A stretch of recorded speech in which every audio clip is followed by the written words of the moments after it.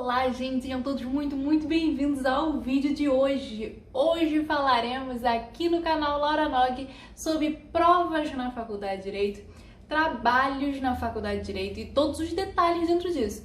E sobre a tão temida ABNT. Laura, o que é isso? Para que serve? Como é que funciona? Como é que é isso? Então, vamos falar sobre tudo isso hoje. Vem comigo, vamos embora. Vou pegar nosso roteiro e vamos lá para não esquecer de nada. Antes de mais nada, se você não me conhece, esse é o primeiro vídeo que você está vendo aqui no canal. Prazer, meu nome é Laura Nogueira. Aqui no canal eu compartilho as estratégias que eu criei e que eu usei até a minha aprovação em Direito na Faculdade Federal e também até alcançar a nota 980 na redação. Além disso, também posto tudo sobre a Faculdade de Direito e também sobre carreiras jurídicas. Então, meu dia a dia na Faculdade de Direito, como que tudo funciona e como é que você faz para ser juiz, promotor, desembargador, defensor, enfim, delegado, tudo isso a gente tem aqui no canal, tá bom? Vou deixar os links aqui embaixo na descrição do vídeo. Vamos lá para o tema de hoje, vamos começar falando sobre prova.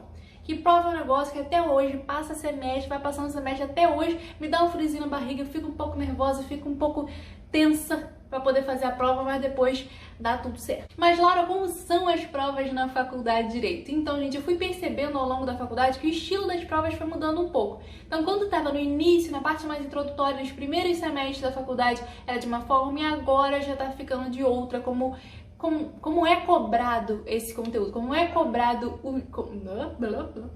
são cobrados os conteúdos na prova. Mas vamos lá, vou falar para vocês. Sobre o número de questões, a grande maioria das provas que eu fiz até hoje tinham em torno de 10 a 15 questões mais ou menos. Obviamente que tem professor que coloca assim, questão 10, A, B, C, D, né? Aí complica. Mas mais ou menos em torno de 10 a 15 questões.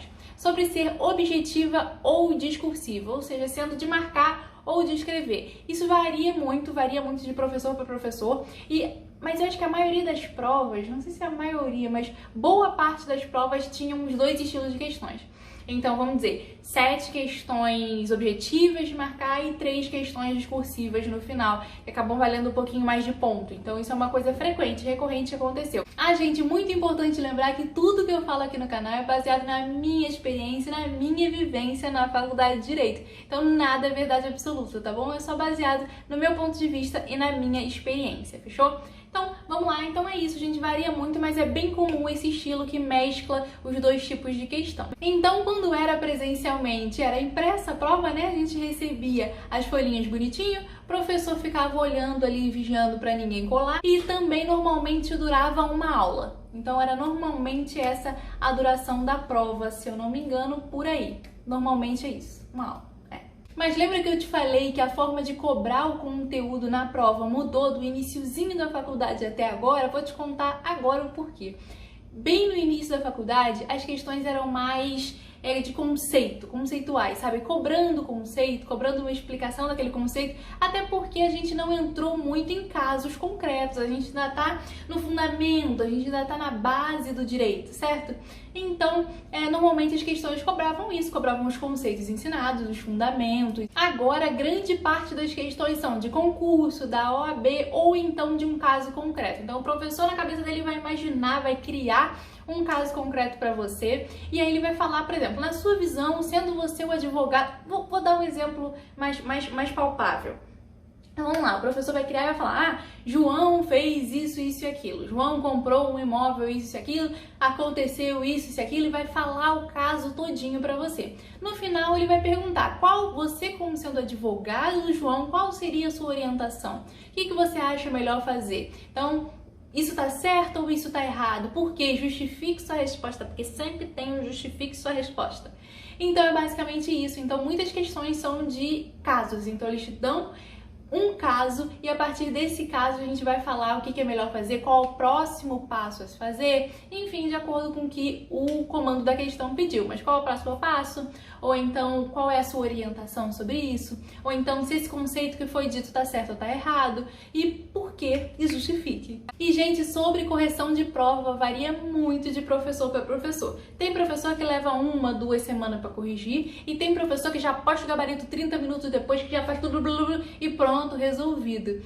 Mas uma coisa bem comum de ter, que eu percebi, é vista de prova. Então a gente tem a prova num dia, provavelmente na próxima aula o professor para discutir sobre a prova, para explicar as respostas da prova, o que ele esperava, enfim, tudo isso, explicar o gabarito também, se alguém tiver alguma dúvida, discutir aquela prova. Então, isso que eu percebi que é uma coisa bem comum. Aproveitar para beber uma água e te lembrar de você beber água também, porque mais vale uma pedra no caminho do que duas no rim. Aproveita e bebe água. Enquanto está bebendo água, deixa o like nesse vídeo e se inscreve aqui no canal, que me ajuda muito, muito, muito, tá bom? E também, gente, deixa aqui nos comentários qual é o próximo assunto que você quer ver aqui no canal, qual é a próxima pergunta que você quer que eu responda no vídeo de perguntas, enfim, deixa aqui nos comentários a sua sugestão, tá bom?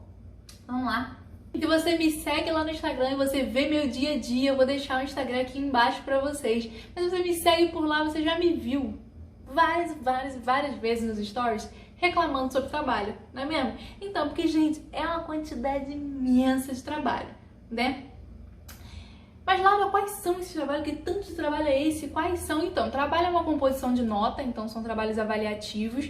Inclusive, falar sobre nota, normalmente, gente, ainda mais presencialmente, a gente tinha 2 provas e vários trabalhos dentre isso, entendeu? Para formar a nota, mas isso varia também de professor para professor e de como é o plano de aula e o plano de atividade, tá bom?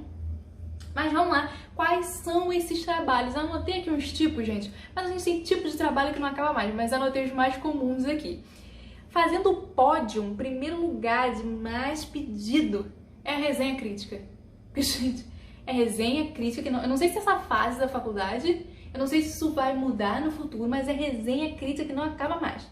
Então, resenha crítica, resenha descritiva, resenha temática, são trabalhos muito pedidos. Fichamento, artigo, levantamento jurisprudencial no direito, né? Seminário, questões avaliativas também, então tem professores que passam algumas questões para compor a nota também, enfim. Então, gente, trabalho é uma coisa que não vai faltar. Trabalho não vai faltar e tem bastante trabalho em grupo também, que eu não posso dizer pra vocês que eu amo, porque eu não amo. Eu tenho algumas dificuldades com trabalho em grupo. Mas depois eu conto isso, vamos lá.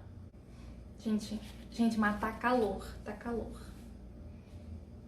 O que acontece com o trabalho? O professor vai delimitar tudo, então ele vai falar para a turma o tema do trabalho que ele quer, mínimo de páginas, máximo de páginas, se ele vai querer, enfim, tudo que ele quiser de detalhe do trabalho, ele vai falar. E ele também vai falar o quê? Uma frasezinha que às vezes pega a gente, que é o quê? Os alunos deverão seguir as regras da ABNT no trabalho.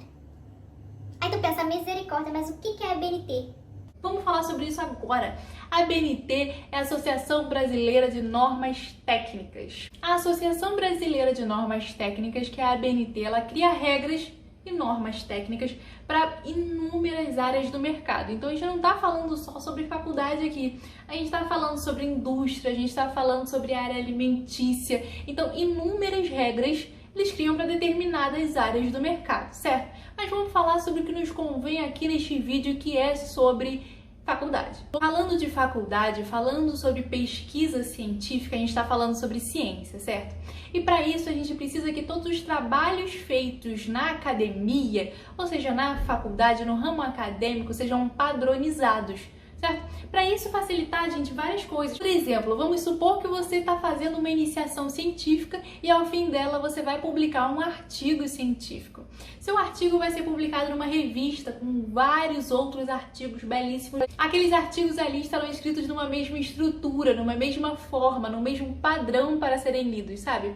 Então, gente, basicamente o foco é padronizar. O foco vai facilitar até o seu professor na hora de corrigir também. Todos os trabalhos vão ter o mesmo padrão, vão iniciar da mesma forma. Então, gente, o foco aqui é padronização, é uma norma técnica para padronização que vai te ser exigida primordialmente no seu TCC, que é o trabalho de conclusão de curso, que é um trabalho que você vai fazer, que você vai ser avaliado por uma banca examinadora no fim da sua faculdade para poder se formar, certo? Eu posso fazer um vídeo falando mais sobre TCC, se você quer, deixa aqui nos comentários.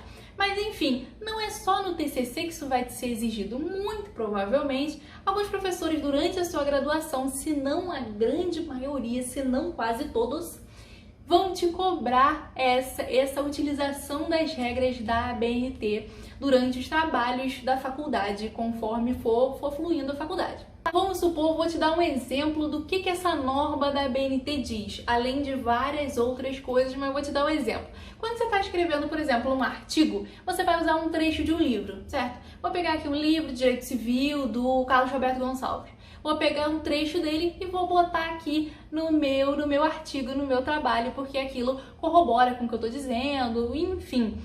Vou colocar aqui no meu trabalho. Eu não posso só colocar por colocar, eu tenho que colocar a fonte, eu tenho que colocar de onde eu tirei aquela informação. Então, não vou entrar em detalhes se a gente faz isso, aqueles tipos de por autor data, ou então por notas de rodapé, enfim, não vou entrar em detalhes porque muito provavelmente você vai ter uma aula só sobre isso na faculdade, uma aula de metodologia científica que vai te explicar como é para você fazer esses trabalhos científicos, tá bom? Mas, dando um exemplo aqui para já te adiantar, como é que é o nome que eu falei? Fonte, esse de onde eu tirei isso, eu tenho uma parte do meu trabalho que é lá no finalzinho, que é de nome referências bibliográficas. Nessa parte eu vou colocar o nome do livro que eu tirei esse trecho, eu vou colocar o ano do livro, eu vou colocar a data, eu vou colocar, enfim, se é online, se não é online. Então tudo isso eu vou colocar nas referências bibliográficas. E essas referências são padronizadas. É para você fazer de um jeitinho específico, do jeito da ABNT, entendeu? Então é basicamente para isso. A ABNT também diz sobre espaçamento entre as linhas. Então às vezes tu faz uma linha que tá um espaçamento assim, ou às vezes a linha tá muito grudadinha uma na outra. A ABNT diz sobre espaçamento.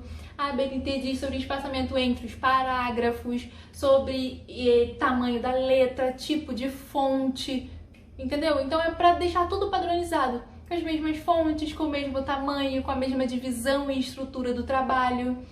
É basicamente para isso que a gente tem a ABNT na faculdade, tá bom? Mas é isso, a gente tem essa aula de metodologia científica que nos explica um pouco melhor e isso vai nos ser cobrado principalmente no TCC, tá bom? Então é isso, gente. Eu espero de coração que vocês tenham gostado do vídeo de hoje. Qualquer dúvida, não esquece de comentar aqui embaixo. Muito obrigada por assistir. Um beijo. Até o próximo vídeo.